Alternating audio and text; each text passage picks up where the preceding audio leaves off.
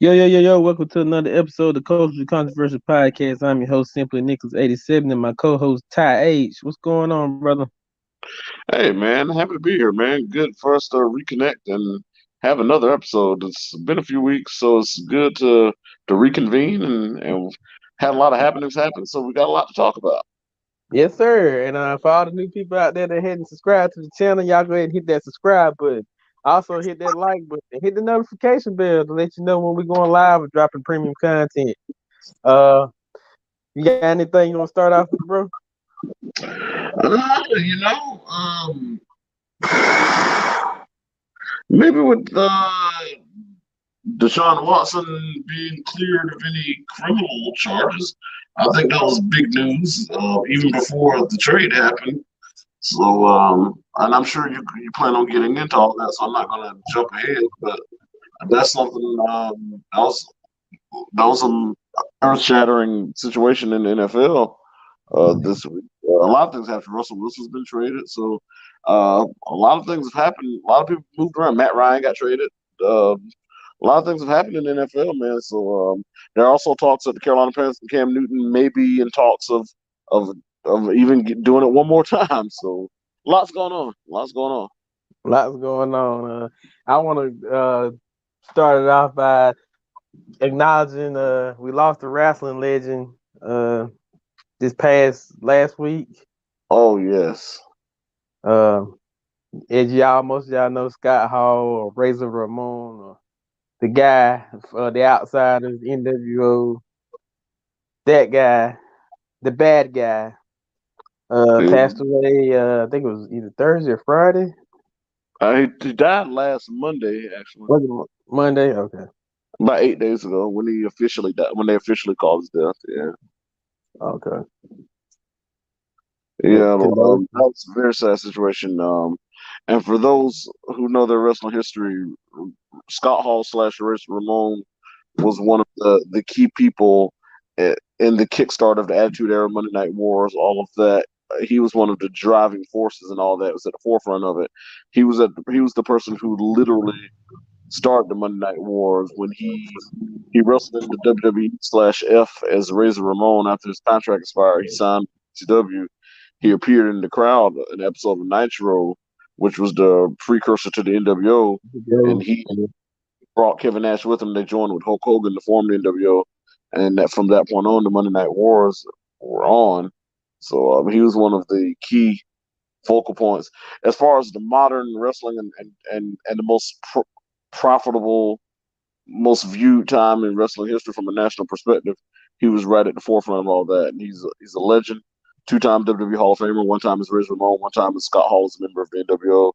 Even before then, he had a great career in the AWA. He and Kurt Hennig, who we mostly Yep. know as Mr. Perfect, they were AWA tag team champions. So he was a major player in the AWA as well before we knew him as Razor Ramon and before he became the Scott Hall that we knew. So when we think of the legacy of Scott Hall, he was right there at the forefront. He was never world heavyweight champion, but as far as the impact he had on the industry, he had a bigger impact on the industry than many people who actually won world titles. So his legacy is immeasurable. There's no way we can quantify or measure the legacy and impact that was left by Scott Hall slash Razor Ramon.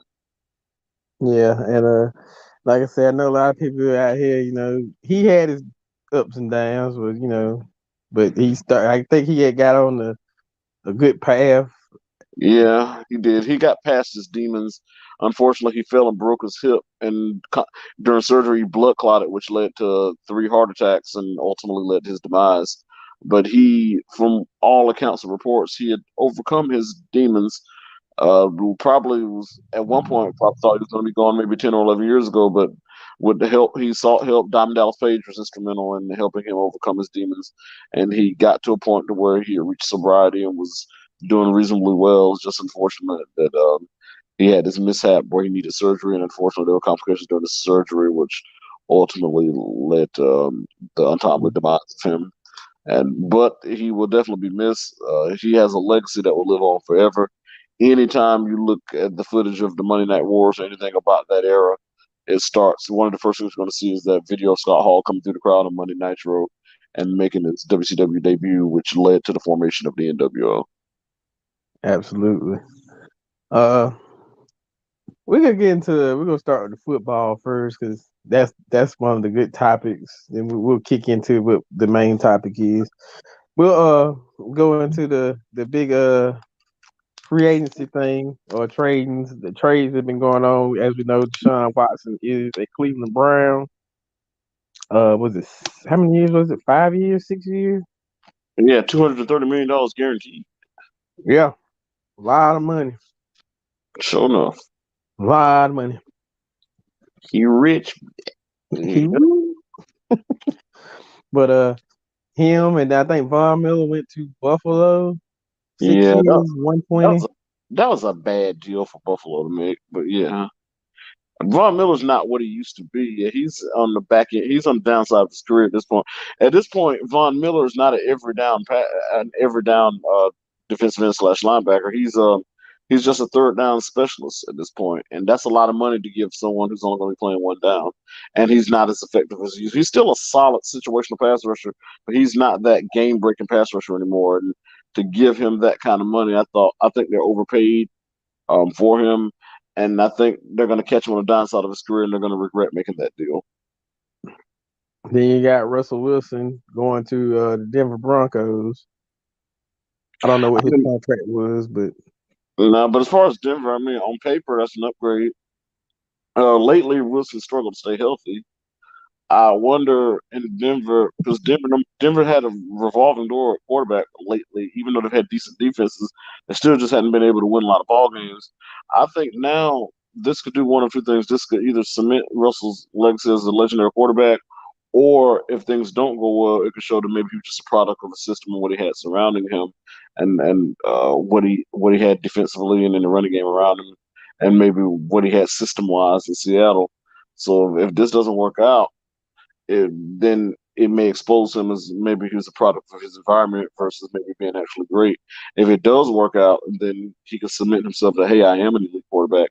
I'm not just a product of what I had around me. So I think this is a big year for Russell to prove that he really is that dude. I agree. I definitely agree. Like I said, I think it's a big upgrade as far as quarterbacks for the Broncos. Like I said, it's been a carousel the last up 10 years with Yeah, I mean, multiple quarterbacks. Paxton Lynch, Drew Lock, Teddy Bridgewater. I mean, they've Trevor Simeon. I mean, Brock Osweiler. they've just had guys in and out. Yeah. It's been a revolving door, like you said. So maybe that may be a helping piece to their situation, They better possibly. block. They better block for him too. Yeah. And I think one of the biggest trades for me was the Devontae Adams to Oakland. Now that may be a good little trade. Now depending what Derek Carr you get. Devontae put up numbers, but sometimes those wide receiver trades like that don't move the needle. Like, I mean, he'll put up his number. I mean, he'll put up. He's not going to be playing Aaron Rodgers anymore, but he's gonna. I'm sure he'll get 1,000 yards if he's healthy. But I don't. That doesn't necessarily mean that the Raiders are going to be significantly better because it's not like they were struggling at receiver anyway. And we know that Henry Ruggs probably going to be suspended for the season and might even end up in prison. And then Devontae is right at the age where he could either. Devontae's probably around 30, 31, right? He's kind of right at that age where you might start seeing the drop off. And then you're taking him away from Aaron Rodgers too. And he's at that age where sometimes you start to see a drop off. I don't think that's going to be as impactful as people think. Just like when Julio Jones went to the Titans and everybody made a big deal about it. And I was like, I didn't think he was going to be that effective. Number one, it's a run heavy system. Number two, he's off injured and has lost a step. And as we see, Julio Jones just got released. And I don't really think there's a big market for Julio Jones because he's not what he used to be. That's true. So those receiver trades like that, sometimes they're meaningful, sometimes they're not. I don't know if Devontae Adams is the person who's going to move the needle for the Raiders. The Raiders were a team that made the wild card playoffs last year. They snuck in. I don't know if Devontae Adams is one who's going to make a big enough difference because I don't even know if Derek Carr is going to be effective getting him the ball. That could be possibly true. Uh, I know you said Matt Ryan got traded. I didn't know about that one. He got traded to the Colts, yeah. Okay. Yeah. Because Carson Wentz got traded to the Commanders. Yeah. I heard a chuckle. I wonder why. You know. Those good old commanders, baby. Good old commanders. Hey, hell to the Commanders. Hail to the commanders, Cobra Commander. Yeah. Uh, who else was on the block? I think it was. I know Carson Wentz went to the Commanders. It was Marcus Mariota. Hadn't seen He him in signed years. with the Falcons, I think. Falcons. Yeah. So it's been a quarterback carousel for certain. Oh yeah, it definitely be one. Um, who else? I think that was well. Besides some defensive players, I think Randy Gregory. Yeah, Dallas thought they had him back, and then he jumped ship and went elsewhere. So Yeah. Dallas had a bad offseason. Oh yeah. I think they let go of Cedric Wilson. It was some more. I think he got released too. Who was one of their primary targets last year? But I was waiting to see what Carolina was going to do. I didn't know what their position was. I know they was in the hunt for Deshaun at the one point in time, and then I think it faded away. Yeah, I read today that them and Newton are still are in discussions. I mean, they haven't signed him under ours. Not saying anything imminent, but they have been in communication with him, and it is something where both sides are considering it. So that's something to keep an eye on to see. Who knows? You got Darnold, maybe they can compete in camp and see what happens. Carolina's also trying to get better online. They got the guard, the starting left guard from the LA Rams, who's a very solid starter. They of course they had a very good offensive line. He was the starter on the offensive line of the Super Bowl team. Their Dwayne, whatever his last name is, the left tackle from the Colts, he's very good, former Pro Bowler. They're going after him too. If they can shore up that line, I say, hey, bring him back and see what he can do with a full offseason and with a competent offensive line. And then at that point, if it doesn't work out, then you just say, hey, thank you for your time, man. But at this point, it's just we got to move on. Yeah, cut your ties and your losses and do Yeah. what you got to do. Uh, well, promising with the line. Like I said, if it works out, then yeah, it's a good step in the right direction. And like I don't you said, trust.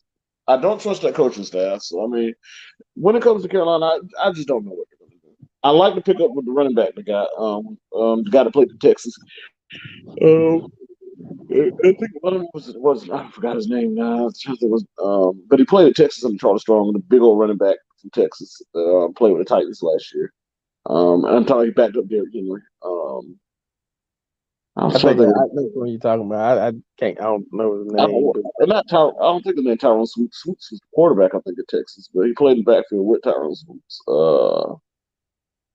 I can't think of his name, but he played at Texas and he played with Tennessee Titans last year. But that was a good pickup because he's a big bruising back. That a good compliment to McCaffrey. Hope you don't wear McCaffrey down. If you got a healthy McCaffrey, Carolina can compete with anybody. If McCaffrey's healthy, but that's the key. They run him into the dirt. They need to use that big back they brought in with them so they can spare him some. right.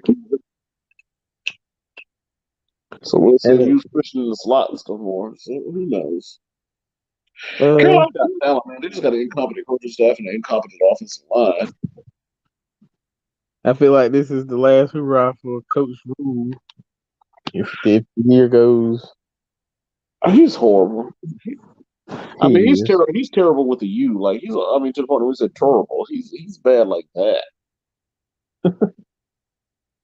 He's horrendous. He's horrific. He's as bad can be. He's suited for college football. And there's no sideline in the NFL for him as a head coach. He's in over his head. He's incompetent. But he tricked people into thinking that he was some guru, some CEO, based on the success he had in college. And David Tepper, right now, he's looking like he's mistaken. Well, we hope the Carolina can bounce back considerably for the year. Uh, Hopefully they have a better productive season. We'll Uh, see. let's jump into the NBA. Let's Uh, do it. as we know, Los Angeles Lakers are sitting at 10. If I'm not mistaken, they should be at 10. They did win last night. Yeah. Uh, I Yeah. think at this point now, LeBron is just trying to Break records. Yeah. break it. Yeah. So, I mean, if they're in the play and they got a chance to get in. So, and I uh, think they'll be playing. Who would they be playing? It was 10. hmm, It's 10 versus 9. Or was it 10 versus 7? I think 7, but I'm not gonna lie to you, I have no clue. And to be quite honest with you, be frank with you, I don't give a blank. Uh, I ain't even really been watching NBA basketball like that the last month or so. As far as the Lakers are concerned, that's my favorite team, but I didn't got to the point I don't even keep up with them now. They've disappointed me. I still root for them, but the season has been a disappointment. Even if they get in the playoffs, they're going to get killed in the first round. I don't even know if they're going to get in. They're not going to. They already lost 41 games, so they're not going to have a winning record. They lose one more game, guarantees they'll have a losing record. With on paper, this roster should have never been a losing roster. People want to blame with Russell Westbrook for everything. Don't get me wrong, he has his flaws, but he's only one guy. I about to say you have 4 other guys that are on the court. You got 12 guys on the team. So the team hasn't played well. They've been porous defensively. They've been killed on the glass.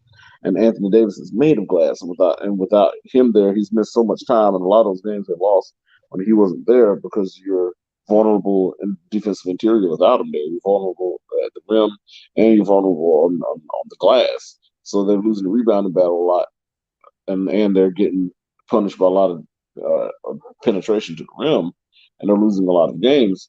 Also, they're a lot older, so they don't have that much athleticism to defend the perimeter. So they're getting beat on the perimeter off the dribble a lot too throughout the year. So they've been a very poor defensive team, and unfortunately, that's led to a lot of losses. Don't get me wrong, Russell Westbrook isn't perfect, and he definitely deserves to be criticized. But even when he plays well, they lose, and it seems like he's just become the scapegoat because everybody hates him. So it's just easy just to point the finger at him. But there are other guys on that team too. And still, when you have guys, 3-star players, I know one of them's been hurt, but even when you have the star caliber and the level of cachet those guys have, you should be better than what you are. And unfortunately, I think it's going to cost Frank Vogel his job too. And I know Frank's not out there playing, but when the expectation is so high for a team based on the caliber of the names and the level of talent that was thought to be had on those teams, for that team to not even have a winning season, that's disappointing. And he's going to be held to account for it. So it would not shock me if he lost his job behind it, whether he feels it's hard or not. This Laker team, a lot of that falls still on LeBron James' shoulders because the GM got all the people that he wanted. These are people that he handpicked, people that he wanted to play with, that he wanted on the team, and it's not panning out. And what bothers me about it is when everything goes well, LeBron gets all the credit. But when things go wrong, it's like he's not supposed to get any of the blame. He was the one that was run off at the mouth when they got those guys when he was when he was warning everybody not to count this team out. And when we're talking about the team being old, he's like, "Oh, you want to talk junk about my team now? We'll wait till June, or then we'll see who's talking." You make statements like that, and now your team is on the verge of not even making playoffs at all. LeBron James is a guy. He likes to be the front runner. He likes to have all the odds stacked in his favor, and that's what the attempt was this year, and it did not work out in his favor. And I got a feeling he's not even going to get the shoulder to blame for this. Is everyone's pointing the finger at Russell Westbrook, and no, he hasn't said anything about Westbrook, but at the same time, I'm not hearing him go out the way to defend him either. So it saddens me that Westbrook just taking all the blame when he's only one person. right. But So when it comes to, again, oh, I'm sorry, go ahead. no, I was just saying. But again, the at this point, if you look at it by a normal standard, they shouldn't be in the playoff play, whatever you want to call play in.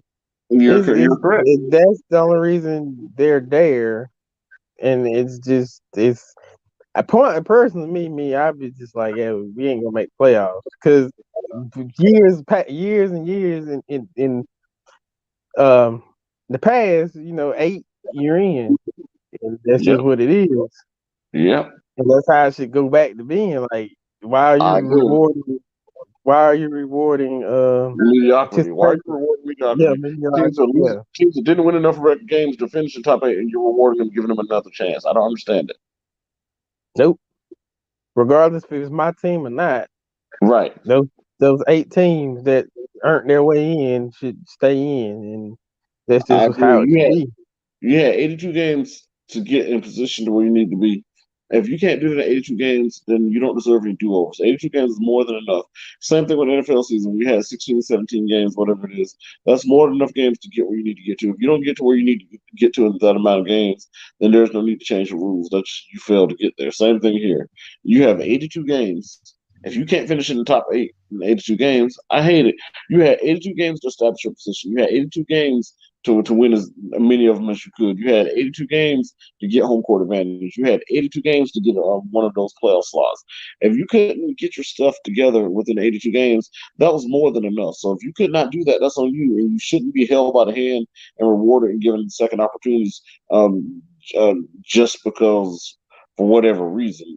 Life doesn't work that way. So I don't understand why they felt compelled to where, you know what, these teams didn't win enough games. And I know sometimes you have it where you have more than 8 teams that have winning records, but like in the West right now, you don't have 10 teams with winning records. So you got teams like Lakers like 28-41 or 29-41. The New Orleans Pelicans stuff like 30-41, or Lakers I think 30-41. So you got teams that are well under 500 that have opportunity to steal a playoff team. Who have the opportunity to steal a playoff spot from a team who finishes with a winning record. That's just wrong. It is. So you basically All over tell them one game. 7 to 8 that 9 and 10 deserve to be there. Right. So you're making a situation where one game is superseding 82. Yeah. One cold shooting night is erasing 82 games worth of great play. I do not understand, and that's Roger Goodell is a money hungry liberal appeaser. I can't stand him. Absolutely. Not Roger And Goodell. like Well, I I don't like said, Roger Goodell either. I mean Adam Silver is who I mean. yeah. Shout out to Jeremiah in the building. Jeremiah. Salutes. But yeah, like I said, man, that 7 to 8 team, like you said, that earned their spot. Now you're putting them in jeopardy for God knows what. Yep, I agree with you 110%, Nicholas. Yeah, they definitely you definitely put them in a tight spot. But I don't know, like you said, mediocrity now is more important than hard work, and it is what it is with that. I Salute to agree Miss with Erica. you. What's going on? Miss Erica in the building. But I don't know, man. Like I said, they get in, and they win, they win. Personally, to me, I don't think he deserved to be in there. But the way that the rules are, you got a chance. So I'm with you, man. I'm with you. I'm like you're not gonna get any contest from me on this, man. I'm I'm with glad you. I'm glad for somebody, because some people would be like, "Oh man, it's a play in," it's pointless to play I in. could, I could I could deal with it the year they were in the bubble because it was an unbalanced schedule because they stopped in the middle of the season, came back, and everybody didn't play the same amount of games. So in that situation, I get it because not everyone played the same amount of games. I didn't even like it last year because still everybody played the 72 games, but still you had a slightly abbreviated season. So if you're going to do it last year, that should have been it. This year, you're back to the normal 82 game schedule under regular circumstances. I don't understand why there's a need for it. There's no logical reason to have it besides more games, more money. I mean, technically, if you think about it, with the 72 games, you played a 90% season. I agree. It wasn't even needed then. I agree. Yeah, you played a 90% season plus playoffs. That's basically a full season if you look at it. I agree with you, Nick. I mean, I'm not against you. I'm just trying to come up with some logic. But this year, there's zero logical reason to have it. Oh yeah. Not just Adam Silver just trying to mess with the game. I don't like him because he plays too much with the game. Just leave it. The game was great as it was. You don't need to keep messing with But it is what it is with that. And the team that in there, congratulations, because you earned your spot. But None of y'all was say congratulations. Was so hard I forgot to vacation. yeah, That's a shout out to dumb the guy fuck. Channel Field Time. I got to get back up with him because I've been waiting on the lives for the report card for the second batch of artists. Yeah, what's up, my man? Showtime. Oh yeah, breaking news: Christian McCaffrey restructures his deal to clear up $5.5 million in cap space. So Oh boy, he did the team a favor. he's back. He's back. CMC is back. Guess who's back? Back again. CMC's back. Tell Tell the him. friend. Guess who's Guess back? who's Guess back. who's Guess back? who's back. Guess who's Guess back? who's Guess who's back? back. Nah. I ain't heard the song in a So long let's get into the topic of discussion. Hold up, I gotta pull it up. time. Let's see where we at. We're gonna talk about the Sweet 16, man. Sweet 16. We are finally at this point of the year. Let's do it. Excuse me. For Sweet 16 We're gonna basketball. we're gonna predict the games or something. Yeah. All right, cool. Let me get back to. Hold on, let me find it. I just had it. Where at? Dang on it. That it? There it is. Okay. Let's get into it. Sweet 16. Uh, we got. Hold on, if I can pull it up because it's low key. Okay, so here we go. I think the regions are right, if I'm not mistaken. It is South, Midwest, East, and West. Uh, I think it doesn't really have the names on it, but I just go by the matchups. Yeah, Okay, so we got on one side of it, we got number 4 Arkansas versus number 1 Gonzaga. I think Gonzaga wins that game. I think it'll be a gritty matchup, but I think they'll pull. I think they'll come out with a victory. Okay. Uh, we got let's see who we got. We got Texas Tech number 3 versus number 2 Duke. That's a tough one, man. Yeah, I was thinking that's probably gonna be a pretty tough one. I'm gonna go with Texas Tech, but that can go either way. Okay. But Let's Mark, go. Let's go to this side of the bracket over here. We got number 1 Arizona versus number 5 Houston. Houston got to the Final Four last year, and they got most of that team back. Arizona's good too. I'm gonna call upset. I'm gonna go with the Houston Cougars. Oh, that was a good one. That was a good one. Sorry, Chilltown. I know you're an Arizona alum, fan and a proud alum, but I'm going with Kelvin Sampson and the Houston Cougars. All right. Uh, there is Bear Down. There you go. Let's see. We got number 11 Michigan versus number 2 Villanova. I'm going with Villanova. I agree. All right, let's get to the bottom half. We got number 8 North Carolina versus number 4 UCLA. Ooh, I think UCLA in a real close one. Go like that. I think that'll be one of those 87 to 85 type games, like game that go down to the final possession. But I'm gonna Absolutely. go with those two blue bloods too, man. Like when you think of the history of college basketball, two of the most storied programs in college basketball. I think that's gonna be a game that goes right down to the wire, and I think UCLA wins a nail biter. Looking down from the great skies above, the great Wooden and And Dean Smith. Dean Smith, John Wooden looking down from above. They're beautiful, man. Absolutely. That's gonna be a good matchup. Here goes I some agree. good ones right here. We got number 3 Purdue versus number 15 St. Peter's. Now I St. think Peter's has been I think Purdue wins that convincingly. Purdue got a lot of size up front. That's an undersized St. Peter's team. I think Purdue's going to kill them. all right. And there's nothing against St. Peter's. I mean, they have nothing to be ashamed of. I mean, it's been a great run. I mean, they've defied the odds. Their coach, he's probably going to get a big time job behind this. Nothing against those kids at all, man. Those kids have come out there, competed, and have won and have beaten teams they weren't expected to beat. But I think that matchup, Purdue, I think Purdue's going to kill them. Uh-oh. How we picking the Bruins and not the Cats? I'm not getting involved in that Pac-12 rivalry stuff. I'm just looking at the individual matchups. St. Peter's, Jersey City, stand up. Chill Town. Oh yeah, he's a chill. He from Jersey City too. So All right, so we got number 1 Kansas versus number 4 Providence. I'm going to upset. I'm going Providence. I think Kansas wins that. I don't think it'll be a blowout or nothing, but I think Kansas wins.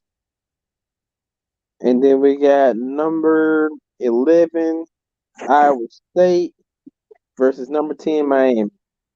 I'm going with Iowa State. I'll probably go same because Miami is they're okay. They're not, Neither team is great if it's 10 versus 11, but still, 11. Yeah, you I'm got going. the I'm leaning with Iowa State there. So that would put the Elite Eight would be Gonzaga, and you said Texas Tech, possibly. Yeah, that's still who I picked. Texas Tech because can talk about Um, that. We'll get to that matchup. and who else? I have no idea, man. I'm just so chill right now. I'm just listening and answering. I think you took UCLA, and it was UCLA, and I think you said Purdue. I said Purdue gonna kill St. Peter's, and I got UCLA winning a nail biter over North Carolina. Yeah, so that would be the Elite Eight matchup. I think. Yeah, that would be Elite Eight because they're on the same. Yeah, that would be the Elite Same Eight. region. Okay. Yeah, so that would be that'd be a pretty decent matchup. What And Texas Tech versus who are you talking about? UCLA versus who? uh, it was UCLA and Purdue. UCLA and Purdue. I think Purdue wins that. And on the other side, I think you had it was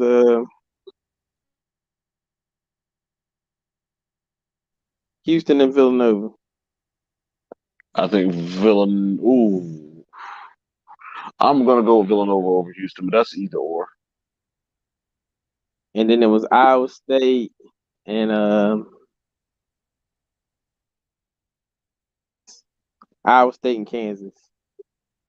I think Kansas wins that, and I think Gonzaga beat Texas Tech.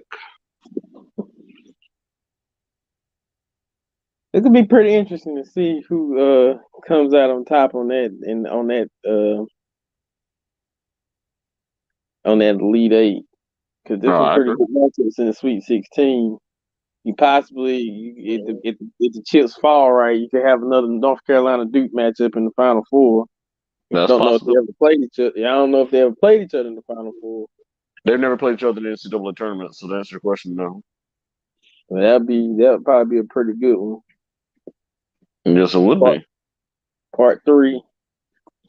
I think they I split the remember time. series anyway. I remember Duke and Maryland played 4 times in the year back in 2001. I remember they played twice in the regular season, played in the ACC tournament, and then played in the Final Four. That's the year Maryland won it, right? No, that was your Duke won it. Oh, Duke won that Maryland, one? or it might have been 2000, whatever year the Duke beat Arizona, whatever year that was. Because Duke, that Maryland won that one. It might have been 2000. The year that Duke beat Arizona in the championship game would have been that year. And Duke, Maryland had a 22-point lead over Duke in the Final Four, and Duke came back and won that game. And Maryland choked the Duke like 3 different times. They beat them the first time in that season. They beat them at Cameron. Then they had the game at College Park, and they lost to them. They blew a 10-point lead with 58 seconds left. And then they blew a game against them in the ACC tournament. And then in the Final Four, they had a 22-point lead over them and blew that game too. Oh, here go D-Ron in the background. D, Yo, what's going on, what up? fellas? Just got off a Zoom meet for my class, so it took me a little bit. Oh yeah, you did say you did. I apologize. I forgot you did say that. We was up here running down the Sweet 16. You know, get your take on it. Hold on, make sure can you hear me?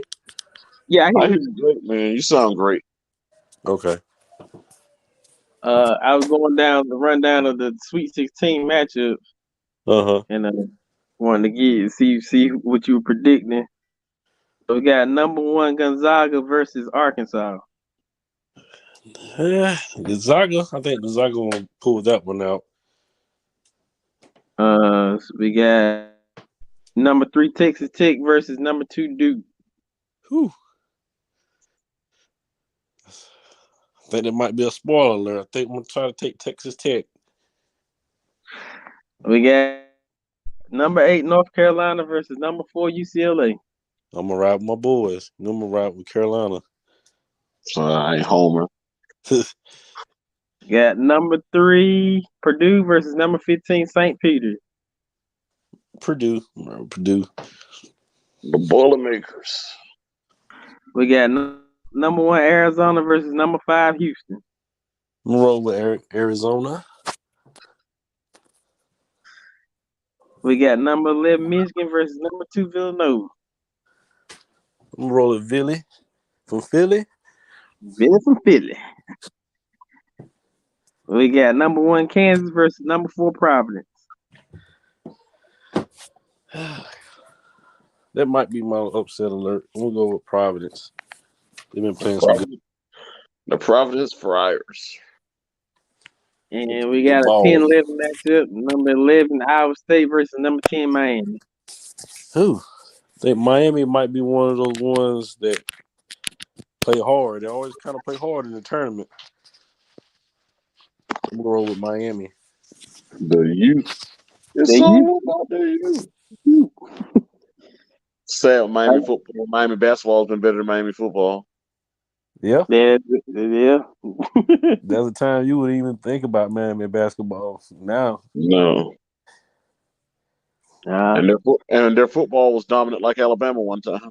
Oh, I mean, Miami was full of NFL stars. Especially 90s, 80s, and 90s. Man. And early 2000s, man. They were kicking ass and taking names. Yeah.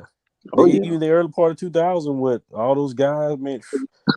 Sean Taylor, all those guys. DJ Sean Wood, Taylor, Jonathan Vilma, Jeremy Shockey, all those guys. And Samari Roll, in later years, Antrell Roll, all them. Ed Reed. Yeah, Ed Reed. I was say Ed Reed. Man, they were just good God. That wasn't even fair, man. That was like a pro team. Ken Dorsey, he had no business. He had no reason to fail. Like when someone like when Ken Dorsey was good at college, I'm like, look what he had around him. I mean, he had a team. He had basically the Pro Bowl on his team. Yeah, you got Andre Johnson, the wide receiver, to throw to. You got Jeremy Shockey at tight end. Yeah. You got dang on Samario.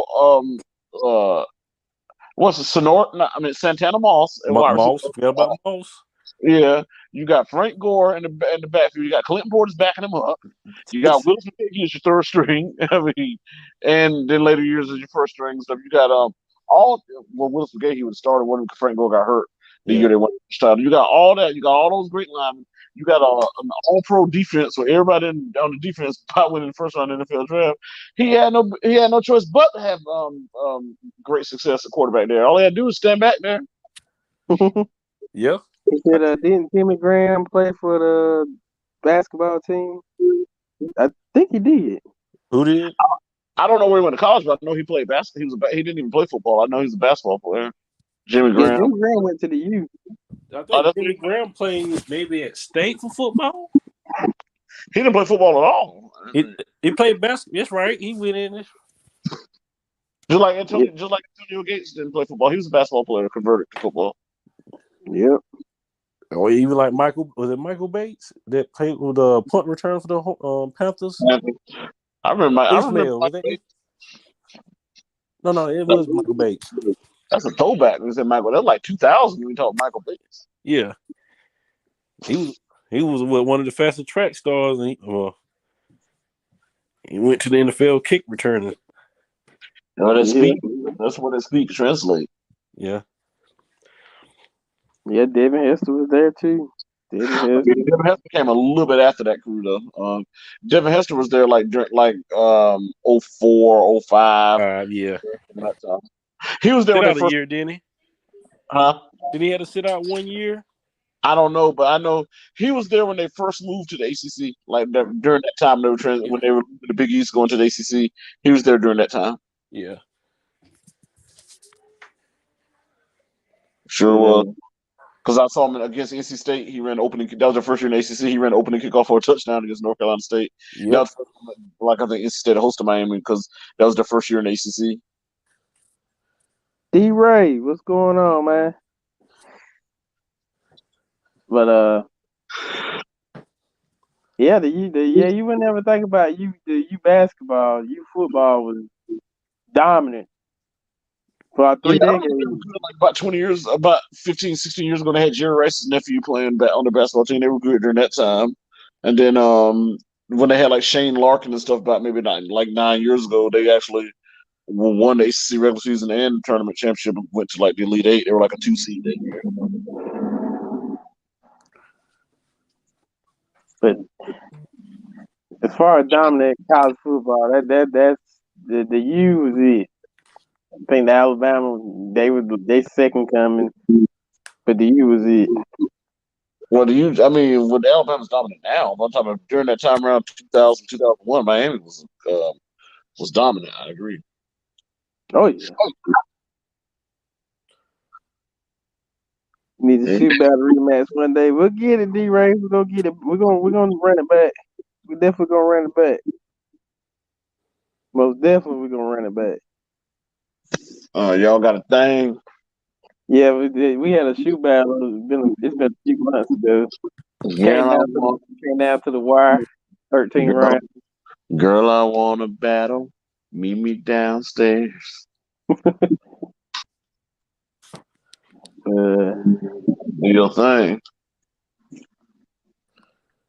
We were talking about about all the NFL moves in the NFL. How do you feel about most of the moves? Man, it's amazing, man. I mean, it's a lot of moves that I saw coming and some I didn't. The most shocking one, even though I know a lot of people probably in for the Deshaun sweepstakes, was Atlanta getting rid of Matt Ryan. I knew they probably was gonna look for a reboot, but I didn't think they was gonna do it like that. Yeah, they tried to bring Mariota. I was like, yeah, that was kind of like, well, you trying to suck, but I mean, I get it, but you know, I mean, I don't think it would have mattered back now with them. I think they kind of in disorder. You think they're trying to get the first pick in the draft now? What you think they're trying to do? They're starting the stages of rebuilding for sure now. So I say great programs don't rebuild; they reload. So I said that rebuild is a loser's mentality. Yeah, Carolina's doing the same crap too. You never hear talking about Pittsburgh Steelers rebuild; they always reload. Yep. Yeah. You don't ever see the Pittsburgh Steelers 14. Even you never know. They got the number one pick. I don't think I can't even remember the last time they had the number one pick, and I've been here a long time. Right. and they're still in the playoff like a year. You never see a major drop off of them. Every now and then they might go 7-9 or 8-8 on a down year, but you don't ever see them going 2-14 on purpose to get the first pick in the draft and that stuff. Nah, because they compete. Right. And boom. Enough said. They compete. They compete. That when Nick said they compete, that sums it up. They compete. No matter what the record is, they compete. Like when people wonder what they're going to do with Roethlisberger not being there, they're going to find a way to win games next year. I don't know who's going to be on the center. They're going to find a way to win games. Hell, they found a way to win games with Mason Rudolph. So. Yeah. Mike Tomlin is an excellent coach, and he's going to have his guys ready. Oh, yeah. That's one guy that you never could discredit. That man made the playoffs every year since he's been head coach of Pittsburgh. You never discredit his caliber as a coach. You know, you never can discredit his caliber as a coach because he's been there 15, 16 seasons and never had a losing season. I think 16 seasons and never had a losing season. Mm-hmm. And postseason every year. This year, and as much injury stuff they dealt with this year, and they still found a way to make playoffs this year. Yep. And this year they weren't supposed to be good at all. Nope. Nope, yeah, you're right. Because they had them like on the bottom of the barrel, but still. And all the injuries and everything, and they still found a way to make playoffs this year. That's competitive. That's a competitive spirit. Yep. Competitive spirit and preparation for the head coach. The Pittsburgh Steelers don't make excuses. They find ways to win. I've seen time they're down to third string quarterback and they still find ways to win. Credit Mike Tomlin, man. I love Mike Tomlin. He's an excellent coach. Sometimes he doesn't get the credit he deserves, and we know why, but I'm not getting into that. But he deserves more than enough credit. That's why I'm glad Flores went to Pittsburgh. Yeah, me too. I thought he would never coach another down in any scenario, so I was happy to see him get a chance there. Mike Tomlin, I'm telling you, go Pittsburgh. Everybody, Pittsburgh ain't gonna do this, and Pittsburgh will be back in the dance, some way, some fashion, or form. They find a way to win. They don't make excuses. So I'm excited to see what the guys. I respect the Pittsburgh Steelers organization. I respect the Rooney family, and I definitely respect Coach Mike Tomlin. So I'm not a Pittsburgh Steelers fan, but I respect that organization. And anytime if the Panthers or something are not doing well, I always wish the Steelers well. Anytime the Steelers win the Super Bowl, I never have a problem with it. Yeah, that kind of like Panthers my team, but when it comes to AFC, that's the team that I only had to watch back in the day before really the Panthers came. Yeah. So I always followed the Steelers. So yeah, I'm the same way too. I always support them, man. When he did a big dance or whatever. So and like how Mike Tomlin, he's a greedy coach. Yeah, it's like if Carolina's not involved in it, or as long as it ain't got nothing to do with Carolina, I wish Pittsburgh well. Like I always root for them unless they're playing Carolina. Yeah. He actually coming here this year too, so that might be a game. Yeah. And when they play every year, the preseason, you're talking about for a regular season game, they're one of our AFC opponents. Okay. Yeah, because we last played them in 22 up there, so in 18 up there. So yeah, they're down here this year, so that's gonna be a good game. Well, it's gonna be a good fanfare game to say it that way. But a lot of Steelers fans. Tebow, what's up, man? What's going on, brother? But, I like Mike Tomlin. That guy. Yeah. And we also recapped the NBA, the Lakers, but I ain't even think about the Hornets. I forgot they still in the hunt too. Yeah, but they're on a 5-game winning streak, so at least they're trying. Yeah. I big up when they had that 6-game losing streak earlier and had a stretch where they lost like 8 out of 9, that they dug a big hole. But they are competing. They've won 5 in a row, so at least they are trying. They're 37-35 now. They're still in the hunt, and we'll see what happens. They just need to continue winning and see where the chips fall. Yeah. Big ups to Isaiah Thomas, man. Playing very well. Welcome edition. I know you call him Pipsqueak, but I know. Yeah. Hey, he's with us. But no, but all in all, I know that was all the fun. But dude, yeah, and that's because he played with the Celtics, and I didn't like, Yeah, I know. Yeah. But he's come in and and did a good job. I think he actually kind of motivated the younger guys too. Also, they just gave him a contract. Huh? They for the rest of the season, they keeping it. I was signing back like a 1-year deal next year, man. I think he'd be a good backup for us to come off the bench. Yeah, because he can play off the ball. That's the right. I would keep him next year too, but they signed him for the remainder of this year. I'll sign him back to a 1-year deal next year. That way, if you do get an injury or something with LaMelo, he can step right in and play. Yeah. Or even Terry, depending, in that situation, Yeah, Terry, same thing. Yeah, he can play off the ball. Either way, he's a skillful player. I wouldn't mind keeping him. I wouldn't either. I just think he did get railroad in the NBA, man. Unfortunately, after he hurt his hip that time, and he hasn't even gotten a fair shake. Because obviously, he can still play, but he's been treated like he can't play anymore. When he's shown that he can still play, but nobody just won't give him a chance. Yeah, so I'm glad we did take that chance on him, man. I know that week before he got here, he put up a couple of games where he was averaging 40, 41, between 41, 45 points a game. Yeah, well, I'm glad we got him. I mean, and that Montrezl Harrell trade is working out well too. So hopefully, I'm hoping they can find a way to get in, man. I hate they dug themselves in that hole when they at the time when, but and you know how I feel about James Borrego. I don't like him at all, and I think he should be fired whether they're in the playoffs or not. But still, I'm not getting in that night because I'm getting tired and sleepy. So I'm not going to talk all night about that. But I want right now. I just hope they continue to win, and we'll see what it shoots for. Oh yeah, me too, man. They'll definitely fighting, man. Like you said, they fighting. Yeah. They got the So fight. where are they stand at right now? What Ninth, spot? they're ninth right now. They're ninth at 37-35. Okay. They making turn the play like you said. They got about 12 games, 10 games left. 10 games, bro. It's just right now, man. That what is it really from what fifth spot? Really down, kind of. Yeah. Well, fifth and ninth, honestly, because everybody has a winning record. What still has a losing record. Atlanta in the 10th spot. Yeah, they're playing right now. There's Knicks. I'm watching that game. Who's winning that game now? Oh man, you're gonna make me look at the scoreboard. No. Atlanta's up 73-66 in the third quarter, midway through the third. Okay. Good game. What I'm gonna ask you this: since we talking about the Knicks, what's your thought on the Knicks, man? Do you think they were gonna be the way they are? You thought they were gonna be better?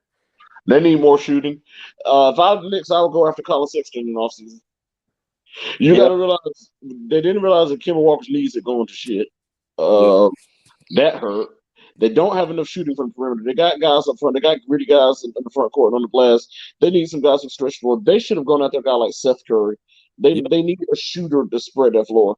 And if I was them, they need a guard too, a point guard. I would go after Colin Sexton in the offseason. You probably could get him for a bag of potato chips because Darius Garland has taken his job.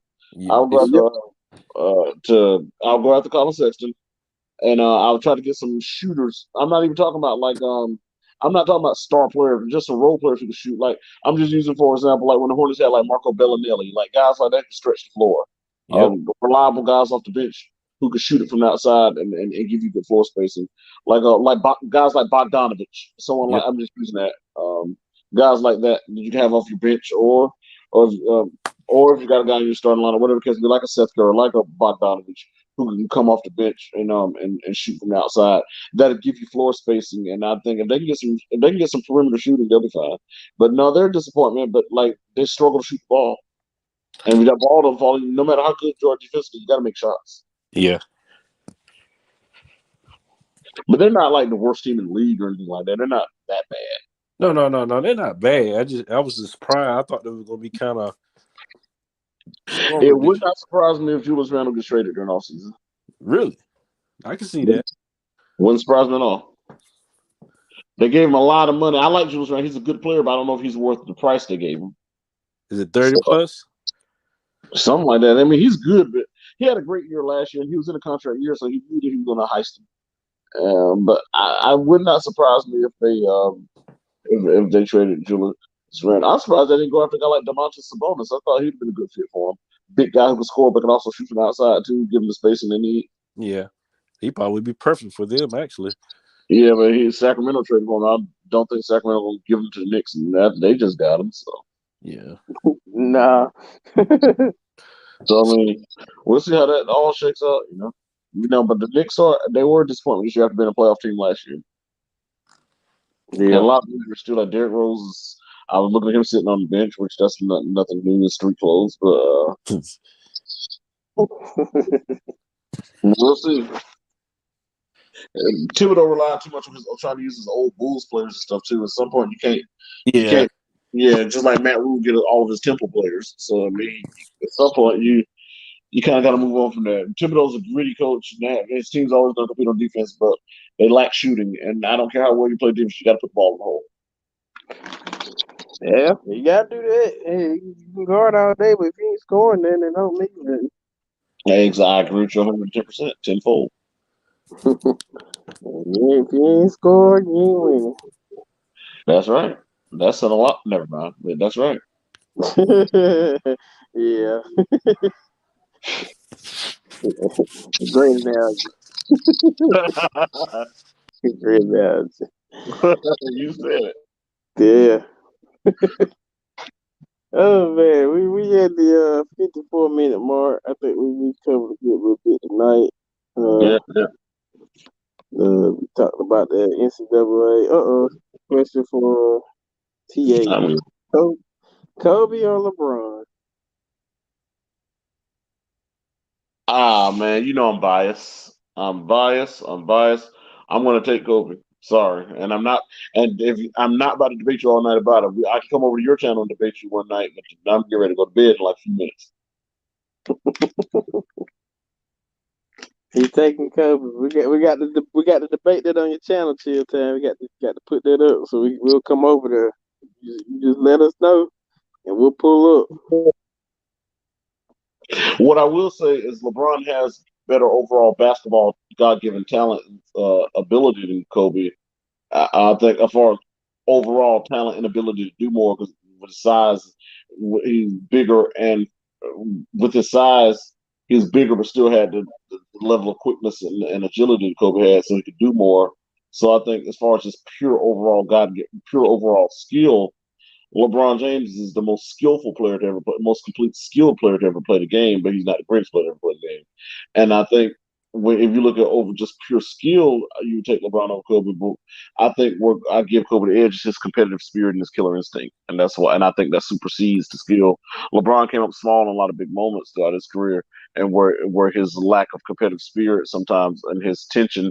Uh, failed him in the biggest moments, where Kobe Bryant was more of a lion with a competitive spirit and with a stronger competitive spirit and killer instinct. And so that's why I give the edge to Kobe Bryant.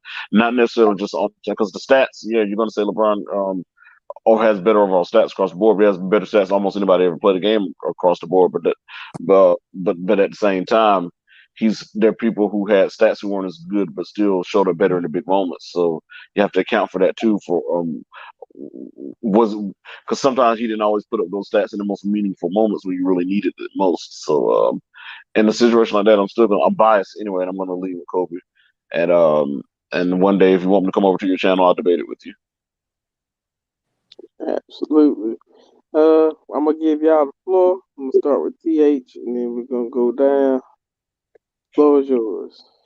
All right, man. I hate to do this every time we get on, man, but for those of us down in Anson County, man, we lost another guy who we all knew, all grew up around, all went to school with. Our good friend, a good colleague, classmate to many, schoolmate to most of us, Robert Bass. We lost him a couple of weeks ago. I hadn't seen Bass in a while, so I'm not gonna lie, pretend like I was his best friend. I hadn't seen him in a long time, but we were always cool. When I saw him back when we were in school, we were cool. Our churches fellowship together, so I used to go on trips and stuff with him. So I was around him a lot with church functions. He was always a likable dude, kind of a life of the party guy, loved to laugh, have fun. Always had a swagger around him. Anytime you saw Robert Bass, he always had on a fresh pair of Air Force Ones, had the towel draped around his shoulders or whatever. Always had a fresh fitted and everything on him, and always had that swagger, always laughing and joking and stuff. So Robert Bass was always fun to be around, man. Had the swagger, had the girls loved him and everything, man. It was just always fun to be around Bass. Like I said, I hadn't really been around him since my teenage years, but he was a good dude. It saddened me so young at 36 to lose him. Just another reminder of how fragile life could be, and over the last 2 years, how many people we've lost. So, Godspeed to Robert Bass. And again, I've already lifted his family in prayer. He'll be surely missed. He's always fun to be around. A guy from Anson County that most of us knew, and I think most of us were hit hard by his passing. And again, Godspeed to his soul. And again, continue to keep his family lifted in prayer. All right, D, you shoot. Once again, world, it's a pleasure to be on this platform to share our thoughts and ideas and letting y'all know how we feel about things. But it's just good, be on here just to share this moment with everyone. But all I want to say to that is just to say, stay blessed, stay strong, keep pushing. Use the word. I use the word perseverance each and every day just to kind of push through moments in life to keep going, have that grit to keep going, to strive for what you need to do in life. But all along world, just stay up, stay blessed. Peace. And with that, man, I appreciate everybody for coming through tonight. Shout out to everybody that popped up on the stream. You know what I'm saying? But we all here. So let's hold up. I'm at D. Okay, that man made a mistake. But we all here. Appreciate y'all for coming through. Hey man, check us out. We will be back soon. Uh, appreciate that Chill Town. Again, y'all go to sub with the channel Chill Town. Man, I already said it. Hit that like button and subscribe. Hit that notification bell for him. But again, fellas, I'm gonna leave the last word of the night is uh, like D said, perseverance. We got to keep pushing through the day. Let's push through the day. Let's focus on our goals. Let's get everything that we want to get accomplished. Amen. And have a productive week, man. And everybody out there as well, y'all have a productive week too, man. We up out of here until next time. We'll catch y'all. All right, world peace. Peace. All right, bless.